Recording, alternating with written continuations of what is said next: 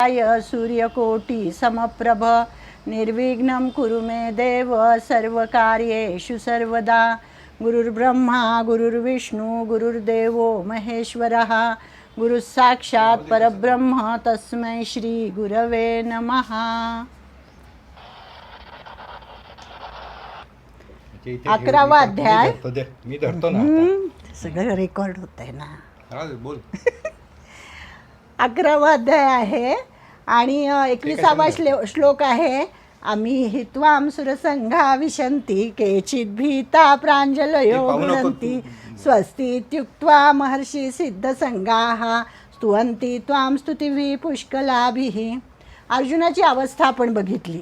अर्जुन भयभीत झालेला आहे, अगदी आश्चर्यकारक झालेला आहे आणि त्याच्या अंगावर रोमांच आलेले आहेत। भगवंताचं हे सगळं रूप तो बघतोय आणि तो म्हणतोय भगवंताला की हे सर्व म्हणजे या ठिकाणी आपण कुठले श्लोक आता 20-21 बघत होतो ना, तर त्याच्यामध्ये अर्जुनाचंच सगळं हे कारक त्यांनी जे त्याला जे विश्वरूप पाहून जे त्याला वाटलं ते तो सांगतोय आपल्याला की काय बघतोय तो। सर्व देवांचे समूह भगवंताच्या मुखामध्ये प्रवेश करत आहेत आणि हे सर्व देव विश्वरूपातूनच निर्माण झालेले आहेत आणि पुन्हा विश्वरूपामध्ये जात आहेत।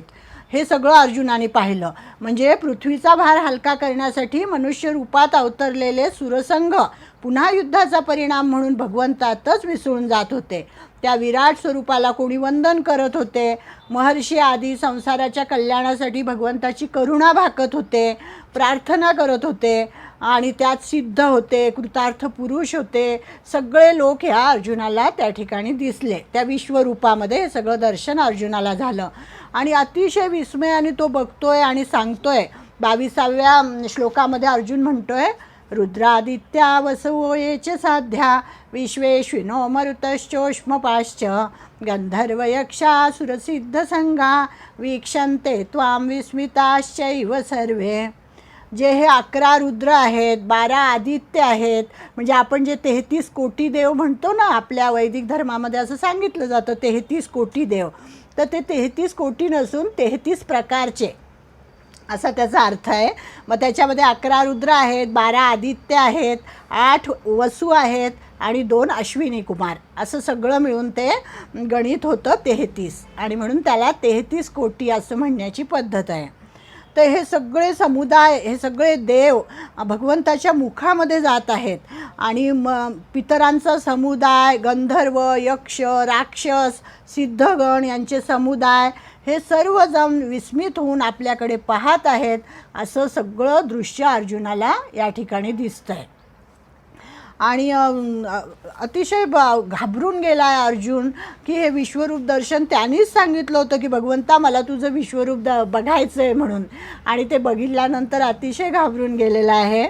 पुढे 3 श्लोकामध्ये तो भगवंताच्या विराट आणि विक्राळ स्वरूपाचे वर्णन करतो। म्हणजे हे सगळे जे श्लोक आहेत ना, हे कसे आहेत तर भगवंताच्या विराट स्वरूपाचं दर्शनच याच्यामध्ये अर्जुनाला झालेलं आहे आणि तेच वर्णन वारंवार येत आहे की तो म्हणतोय, रूपम महत्ते बहुवक्त्र नेत्रम महाबाहो बहुबाहुरुपादम बहुदरम बहुदंष्ट्राकरालम दृष्ट्वा लोका प्रव्यथितास्तथाहम।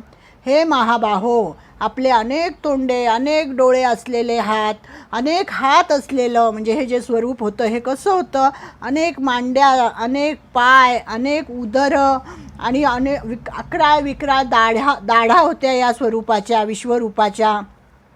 आणि हे सगळं पाहून सगळे लोक म्हणजे पृथ्वी, आप, तेज हे सगळेजण व्याकुळ झालेले होते हे सगळं बघता आणि अर्जुन म्हणतोय माझी पण तीच अवस्था झालेली आहे। कारण हे विष्णू आकाशाला जाऊन भिडलेले, दैदिप्यमान, अनेक रूपांनी युक्त, तोंडे पसरलेले, प्रकाशमान विशाल नेत्रांनी युक्त अशा आपणाला पाहून माझे अंतःकरण भयाने व्याकुळ झालेले आहे। अर्जुनाची अशी अवस्था झाली. म्हणजे वाचता वाचता सुद्धा आपल्याला डोळ्यासमोर ते जर रूप आलं तर आपल्याला सुद्धा क्षणभर भीती वाटते, असं हे रूप होतं. त्यामुळे अर्जुनाचं धैर्य गेलं, शांती गेली आणि विक्राळ दाढा, प्रलयाग्नीसारखी प्रज्वलित तोंडे पाहून त्याला दिशा समजेनाशा झाल्या अर्जुनाला. इकडे पाहू का तिकडे पाहू असं अर्जुनाला झालं. आणि तो भगवंताची करुणा भागतोय, वारंवार त्याला नमस्कार करतोय आणि म्हणतोय की हे देवाधिदेवा, हे जगन्निवासा, प्रसन्न व्हा, प्रसन्न व्हा, असं सारखं म्हणतोय. प्रत्येक श्लोकामध्ये त्यांनी अतिशय भयानक रूप त्या हे विश्वरूपाचं सांगितलेलं आहे. आणि एवढंच नाही तर याच्यामध्ये काय दिसलं अर्जुनाला, की ज्यांच्या विरुद्ध आपण लढणार नाही असं अर्जुन म्हणत होता, की या कौरवांच्या विरुद्ध मी लढणार नाही. त्याच्यात कृपाचार्य आहेत, द्रोणाचार्य आहेत, भीष्माचार्य आहेत, ते माझे आजोबा आहेत, असं अर्जुन म्हणत होता. तर ते सगळे लोक त्या विश्वरूपाच्या तोंडामध्ये जात आहेत असं अर्जुनाला दिसलं. म्हणजे भगवंताला काय दाखवायचं होतं, की अर्जुना तू फक्त निमित्त मात्र आहेस, ह्या सगळ्यांना मी आधीच मारलेलं आहे, हे त्याला दाखवायचं होतं. आणि म्हणून त्या हे विश्वरूपामध्ये त्यांनी दाखवलेलं आहे.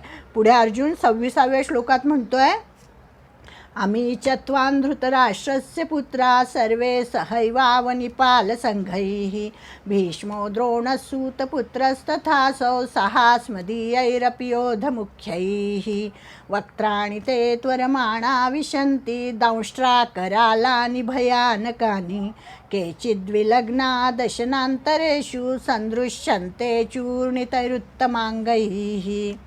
म्हणजे हे सर्व धृतराष्ट्राचे पुत्र ज्यांच्या ह्याच्यामध्ये अर्जुन म्हणत होता ना की मी काही त्यांच्या विरुद्ध लढणार नाही, तर ते सर्व त्याला सगळे राजांचे समुदाय भगवंताच्या मुखामध्ये प्रवेश करत आहेत. भीष्माचार्य, द्रोणाचार्य, कर्ण आणि पक्षातील सगळे प्रमुख योद्धे अक्राळ विक्राळ दाढांच्या भयंकर तोंडामध्ये घुसत आहेत असं अर्जुनाला दिसलेलं आहे.